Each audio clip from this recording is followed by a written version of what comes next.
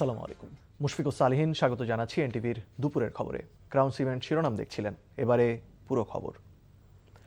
পাকিস্তানের বিপক্ষে ঐতিহাসিক সিরিজ জয়ের ইতিহাসের সাক্ষী হতে বৃষ্টির শঙ্কা মাথায় নিয়েই সিলেট স্টেডিয়ামে হাজির হয়েছিলেন দর্শকরা। তবে সব শঙ্কা উড়িয়ে দিয়ে জয়ের হাসি নিয়ে ফিরতে পারায় খুশি তারা। বাংলাদেশকে অবশ্যই কংগ্রাচুলেশন জানাই। ভবিষ্যতে আমরা আরও বিগ ম্যাচ দেখতে চাই। অবশ্যই সামনে অস্ট্রেলিয়ার লোকের টেস্ট ম্যাচ আছে, অবশ্যই আরও ভালো করতে চাই, ভালো হবে দলের জন্য। প্রত্যাশা তো ছিল বাংলাদেশ জিতবে, অবশ্যই জিতছে, আগামীতে ইনশাল্লাহ আরও জিতবে। কিন্তু হার জিত বড় কথা, খেলা যদি সুন্দর হয় তাহলে দেখতেই ভালো লাগে। মেইন যে বিষয়টা চেঞ্জ আসছে সেটা হচ্ছে আমাদের প্লেয়ারদের মেন্টালিটিতে। দেখা যাচ্ছে প্রথমের দিকে যদি ব্যাটাররা কলাপস করতেছে, মিডল অর্ডার এসে হাল ধরতেছে, মিডল অর্ডার যদি কলাপস করতেছে দেখা যাচ্ছে তাইজুল বা টেল এন্ডাররা এসে আর মিডল অর্ডারে কোনো একটা ব্যাটসম্যানরে সঙ্গ দিচ্ছে। আলটিমেটলি টিম কম্বিনেশনটা এখন খুবই ভালো। বাংলাদেশ অনেক ভালো খেলছে, কালকের ভিতরে ম্যাচটা জিতা উচিত ছিল, কিন্তু আজকে জিতছে, অনেক ভালো লাগতেছে। এবারে অন্য প্রসঙ্গ। গাজীপুরে দুর্যোগ ব্যবস্থাপনা গবেষণা ও প্রশিক্ষণ ইনস্টিটিউটের ভিত্তিপ্রস্তর স্থাপন শেষে সুধী সমাবেশে বক্তব্য রাখার কথা রয়েছে প্রধানমন্ত্রীর। সেখান থেকে সরাসরি যুক্ত হচ্ছেন সহকর্মী জাহিদ রহমান। জাহিদ, প্রধানমন্ত্রীর কর্মসূচি সম্পর্কে আর কি তথ্য রয়েছে আপনার কাছে? মুশফিক, ইতিমধ্যে প্রধানমন্ত্রী যে সভাস্থল সেখানে এসে উপস্থিত হয়েছেন এবং কিছুক্ষণ আগেই তিনি সেটির যে ভিত্তিপ্রস্তর স্থাপন সেটি উদ্বোধন করেছেন, এই যে দুর্যোগ ব্যবস্থাপনা ও প্রশিক্ষণ গবেষণা ইনস্টিটিউট যেটি রয়েছে সেটির।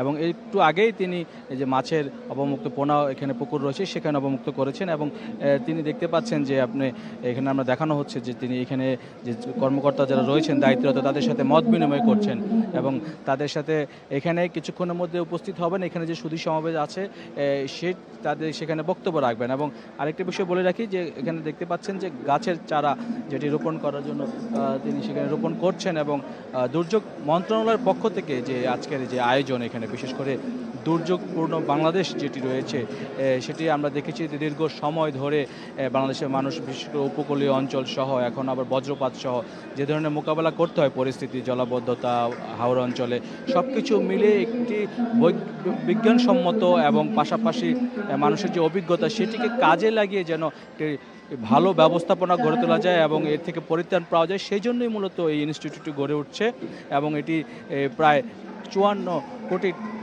টাকা ব্যয়ে এই প্রকল্পটি বাস্তবায়িত হবে এবং এটি 28 সাল নাগাদ সেটি মেয়াদ শেষ হবে। প্রাথমিক পর্যায়ে আপনি জানেন যে 3তলা ভবন করবে, যেটি 10তলা এখানে ভবন হবে, সেটি 3তলা করা হবে এবং যে সেমিনার রয়েছে এবং যা যা প্রশিক্ষণের জন্য যা যা রয়েছে ইনস্টিটিউটে গবেষণার জন্য সেগুলোর ব্যবস্থাপনাও থাকবে এখানে। তবে মন্ত্রণালয়ের পক্ষ থেকে দুর্যোগ ত্রাণ মন্ত্রণালয়ের মন্ত্রী যিনি আমাদেরকে তিনি জানিয়েছেন যে এটি একটি বাংলাদেশের জন্য যুগান্তরের ভূমিকা পালন রাখতে পারবে দুর্যোগ ব্যবস্থাপনার ক্ষেত্রে। আপনি দেখতে পাচ্ছেন যে প্রধানমন্ত্রী কিছুক্ষণের মধ্যেই এই সভাস্থল যেটা সুধী সমাবেশে উনি আসবেন, পৌঁছবেন এবং তিনি এখানে বক্তব্য রাখবেন। মুশফিক। গাজীপুর থেকে জানছিলাম প্রধানমন্ত্রীর কর্মসূচির খবর। বিগত ফ্যাসিস্ট আমলে অস্বচ্ছ আর্থিক প্রতিবেদনের মাধ্যমে অযোগ্য প্রতিষ্ঠানকে পুঁজিবাজারে অন্তর্ভুক্ত করে হাজার হাজার কোটি টাকা হাতিয়ে নেওয়া হয়েছে। সকালে রাজধানীর একটি হোটেলে দেশের প্রথম ফাইন্যান্সিয়াল অ্যাকাউন্টিং অ্যান্ড রিপোর্টিং সম্মেলনে এসব কথা বলেন অর্থমন্ত্রী আমির খসরু মাহমুদ চৌধুরী ও পরিকল্পনা উপদেষ্টা অধ্যাপক ডক্টর রাশেদ আল মাহমুদ তিতুমির। দেশি ও বিদেশি বিনিয়োগে স্থবিরতার পেছনেও অস্বচ্ছ আর্থিক প্রতিবেদন দায়ী বলে মনে করেন তারা। খান আলামিনের রিপোর্ট। দেশের কর্পোরেট ও আর্থিক খাতে সর্বোচ্চ স্বচ্ছতা ও জবাবদিহি নিশ্চিত করার লক্ষ্যে এ সম্মেলন যৌথভাবে আয়োজন করে financial reporting council FRC, the institute of chartered accountants of Bangladesh ICAB এবং the institute of cost and management accountants of Bangladesh ICMAB. সম্মেলনের মূল প্রতিপাদ্য বিশ্বাসযোগ্য আর্থিক প্রতিবেদন, আসল গুরুত্ব কোথায়। সম্মেলনে অংশ নিয়ে আমির খসরু মাহমুদ চৌধুরী বলেন, বিগত ফ্যাসিস্ট সময়ে রাষ্ট্রীয় পৃষ্ঠপোষকতায় নিয়ন্ত্রিত আর্থিক প্রতিবেদনের মাধ্যমে দুর্বল প্রতিষ্ঠানকে পুঁজিবাজারে তালিকাভুক্ত করা হয়েছে, যাতে নিঃস্ব হয়েছে বিনিয়োগকারীরা। কোম্পানিগুলো ফলস রিপ্রেজেন্টেশনের মাধ্যমে তারা স্টক মার্কেটে লিস্টেড হয়েছে। যারা ফলসলি ওখানে লিস্টেড হয়েছে তারা হাইলি ট্রেডেড কোম্পানিজ। এবং যখন এই ধরনের একটা চিত্র সামনে আসে তখন কিন্তু যারা ভালো শেয়ার অফার করতে পারে তারা কিন্তু এরকম একটা মার্কেটে আসার কোনো সুযোগ নাই। আর ভার্চুয়ালি যুক্ত হয়ে অধ্যাপক ডক্টর রাশেদ আল মাহমুদ তিতুমির বলেন, বাংলাদেশের আর্থিক প্রতিবেদন বৈশ্বিক পরিসরে বিশ্বাসযোগ্য না হওয়ায় বিনিয়োগকারীরা নিরুৎসাহিত হচ্ছে। আন্তর্জাতিক প্রতিবেদনে দেখা গেছে খুবই দুর্ভাগ্যজনক যে বাংলাদেশের আর্থিক প্রতিবেদন ব্যবস্থাকে বিশ্বাসযোগ্য হিসাবে ধরে নেওয়া হয়নি এবং বড় বড় ফরেন ডিরেক্ট ইনভেস্টমেন্ট সেই কারণেই আসেনি, কারণ তারা জানে যে আমাদের যে হিসাব ব্যবস্থাগুলো সেগুলো কতটা নির্ভরযোগ্য। দিনব্যাপী সম্মেলনের উদ্বোধনী অনুষ্ঠান বাদেও দুটি অধিবেশনে উন্নত মানের আর্থিক প্রতিবেদন প্রণয়নের ওপর গুরুত্ব দেওয়া হয়। খান আলামিন, NTV news, Dhaka. Supreme court সচিবালয় বিলুপ্ত করে কর্মকর্তাদের সরিয়ে নেওয়া আদালত অবমাননা বলে অভিযোগ করেছেন সিনিয়র আইনজীবী অ্যাডভোকেট শিশির মনির। আগামীকাল হাইকোর্টে আদালত অবমাননার অভিযোগ করবেন বলেও জানান তিনি। সকালে সুপ্রিম কোর্টে সাংবাদিকদের তিনি জানান, সুপ্রিম কোর্টে পৃথক সচিবালয় বিষয়টি এখনও আদালতে বিচারাধীন। এই অবস্থায় সুপ্রিম কোর্ট সচিবালয় বিলুপ্ত আদালত অবমাননা। এর আগে গতকাল সুপ্রিম কোর্ট সচিবালয় বিলুপ্ত করে এই সচিবালয়ের সিনিয়র সচিব সহ 15 জন কর্মকর্তাকে আইন মন্ত্রণালয়ে ফেরত নেওয়া হয়েছে। সুপ্রিম কোর্টের সঙ্গে পরামর্শক্রমে এমন সিদ্ধান্ত নিয়েছে সরকার। বিচার বিভাগের সঙ্গে এই ধরনের আচরণ করাটা শুধু দেশের জন্য ক্ষতি না, দেশের ভাবমূর্তি বিদেশেও ক্ষতিগ্রস্ত হচ্ছে।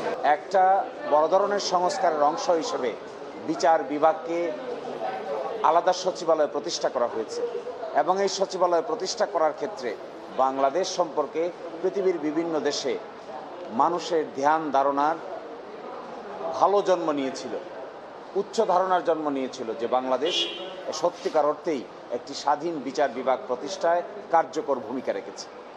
কিন্তু যে কাজ এখন করছেন এটা অনেকটা পিছন দিকে ঠেলে দিচ্ছেন সবকিছুকে। রাজধানীর পল্লবীতে শিশু রামিসা আক্তারকে নৃশংসভাবে হত্যায় গ্রেপ্তার অভিযুক্ত সোহেল রানা ও তার স্ত্রী স্বপ্না আক্তারের 10 দিনের রিমান্ড আবেদন জানিয়েছে পুলিশ। গতকাল অভিযুক্তকে নারায়ণগঞ্জের ফতুল্লা থেকে গ্রেপ্তার করা হয়। সকালে ডিএমপিতে সংবাদ সম্মেলন করে জানানো হয়, অভিযুক্ত সোহেল রানা 2 মাস আগে থেকে স্ত্রীকে নিয়ে ফতুল্লায় বসবাস শুরু করেন। এর আগে মিরপুর 11 নম্বর সেকশনের বি ব্লকের একটি বাড়ির 3 তলার একটি ফ্ল্যাট থেকে রামিসার খণ্ডিত লাশ উদ্ধার করা হয়। এর পল্লবীর বাসার শৌচাগারের গ্রিল ভেঙে পালিয়ে যায় সোহেল রানা। তবে ওই বাসা থেকে তার স্ত্রীকে আটক করা হয়। রামিসা আক্তার স্থানীয় একটি স্কুলে 2য় শ্রেণীতে পড়ত। শিশুটিকে ধর্ষণের পর ধারালো অস্ত্র দিয়ে হত্যা করা হয় বলে জানানো হয় সংবাদ সম্মেলনে। কক্সবাজারে সেনা কর্মকর্তা তানজিম সরওয়ার নির্জন হত্যা মামলায় 4 জনের মৃত্যুদণ্ড ও 9 জনকে যাবজ্জীবন কারাদণ্ড দিয়েছে আদালত। অভিযোগ প্রমাণিত না হওয়ায় 5 জনকে খালাস দেওয়া হয়েছে। দুপুরে কক্সবাজারের অতিরিক্ত জেলা ও দায়রা জজ 5ম আদালতের বিচারক মোহাম্মদ আবুল মনসুর সিদ্দিকী এ রায় দেন। রায় ঘোষণার সময় অভিযুক্ত 18 জন আসামির মধ্যে 12 জন আদালতে উপস্থিত ছিলেন, বাকিরা পলাতক রয়েছে। রাষ্ট্রপক্ষের আইনজীবী জানান, 2024 সালের 23শে সেপ্টেম্বর রাত 2টার দিকে চকরিয়ায় ডুলাহাজারায় যৌথ বাহিনীর একটি দল ডাকাতি দমনে অভিযানে সেনাবাহিনীর 39 এসটি ব্যাটালিয়নের কর্মকর্তা লেফটেন্যান্ট তানজিম সরওয়ার নির্জন 2 ডাকাতকে জাপটে ধরেন। এ সময় ঘাড়ে ও শরীরে ডাকাত দলের ছুরিকাঘাতে গুরুতর আহত অবস্থায় তাকে উদ্ধার করে রামু সম্মিলিত সামরিক হাসপাতালে নেওয়ার পর মারা যান তিনি। আসামিরা সবাই চকরিয়া উপজেলার ডুলাহাজরা এলাকার বাসিন্দা। মানিকগঞ্জের মাটিতে গড়ে উঠেছে এক স্বপ্নের খামার। শিক্ষকতা আর আন্তর্জাতিক প্রতিষ্ঠানের ব্যস্ততা সামলেও তরুণ উদ্যোক্তা ফয়সাল বিন মালেক প্রমাণ করেছেন, ইচ্ছাশক্তি আর পরিশ্রম থাকলে কৃষি হতে পারে সফলতার সবচেয়ে বড় গল্প। মানিকগঞ্জ থেকে আহমেদ সাব্বির সোহেলের পাঠানো রিপোর্ট। শখ আর ভালোবাসাই একসময় রূপ নেয় সফলতার গল্পে। 9 বছর আগে মানিকগঞ্জের সিংগাইরে দাদার বাড়ির কিছু জমি আর 4টি গরু নিয়ে পথ চলা শুরু করেছিলেন ফয়সাল বিন মালেক। সময়ের পরিক্রমায় সেই ছোট উদ্যোগী আজ পরিণত হয়েছে বিশাল এক গরুর খামারে। ঈদকে সামনে রেখে এই খামারে এবার প্রস্তুত করা হয়েছে 105টি কোরবানির গরু, যার মধ্যে বেশিরভাগই বিক্রি হয়ে গেছে। 32.5 মণ ওজনের টাইটানিক আর 28 মণের এলিয়েন ইতিমধ্যেই সবার নজর কাটছে। ওনারা প্রাকৃতিকভাবে এবং ন্যাচারাল ফুড দিয়ে গরু উৎপাদন করছে, তার জন্য একবারে ফ্যাটলেস মাংস স্বাদপূর্ণ, এর জন্য এখানে আসা। যারা একবার খাইছে তারা হয়তো বা বারবার এখান থেকেই নেবে, অন্য কোনো কোথা থেকে গরু কিনবে না। যে পরিমাণ টার্গেটে গরু রাখার চিন্তা করছিলাম, আমার মনে হয় চাহিদা অনুযায়ী সেটা কম পড়ে গেছে। এইবার এবার একটু আমার মনে হয় বাজার ভালো আছে। ন্যাচারালি খাবার আমরা খাওয়াই, মানে দানাদারের মধ্যে গমের ভুসি এগুলো তো আসলে খাওয়াই, আর এমনিতে আমাদের গ্রাস ফেড কাউ। যুক্তরাজ্য থেকে লেখাপড়া শেষে ফয়সাল বিন মালেক দেশে ফিরে পরিচালনা করছেন আন্তর্জাতিক মানের কয়েকটি ইংরেজি ভাষা শিক্ষা প্রতিষ্ঠান। পাশাপাশি একজন জনপ্রিয় ইংলিশ টিচার হিসেবেও পরিচিত তিনি। আমাদের কাস্টমার যারা আছে তারা আমাদের মাংসের কোয়ালিটিটার কারণে বারবার আমাদের কাছে আসছে, একটু প্রিমিয়াম প্রাইস পে করে হলেও আমাদের গরুটা তারা নিচ্ছে। এটা আমাদের 9th ইয়ার রানিং আমরা এই ফার্মটা আসলে করছি। ফয়সালের এই উদ্যোগ এখন এলাকার তরুণদের কাছেও অনুপ্রেরণার নাম।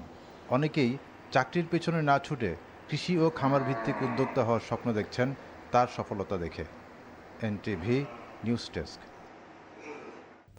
বিদ্যুতের পাইকারি, সঞ্চালন ও খুচরা মূল্যহার সমন্বয়ের প্রস্তাবের বিষয়ে গণশুনানি আয়োজন করেছে Bangladesh energy regulatory commission BERC।